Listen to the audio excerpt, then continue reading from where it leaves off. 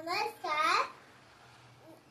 ज्ञानेश्वराच्या छोट्या बहिणीची मी तुम्हाला आज गोष्ट सांगणार आहे, म्हणजेच मुक्ताईची. वेळ दुपारची होती. ज्ञानेश्वर बटुकरी मागत होते.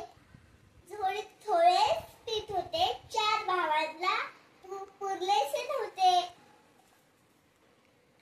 म्हणून ते एका घराजवळ आले आणि म्हणाले, ओम भिक्षांदेहि. त्यातून एका कर्मठ माणसाने दरवाजा बंद केला. ईश्वर पुढे निघाले. पुन्हा त्या माणसाने दरवाजा उघडला आणि म्हणाला, तू संन्यासी पोरगांना तुला भिक्षा खायची का? हे घे पीठ. आणि झोळीत माती टाकली. तर पुढे निघाले. पुन्हा त्या माणसाने झोळी वळली.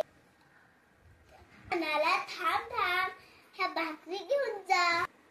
आणि भाकरी बनवून शेणाच्या गवळ्या टाकल्या. ज्ञानेश्वर नाराज झाले. आता संध्याकाळ झाली आणि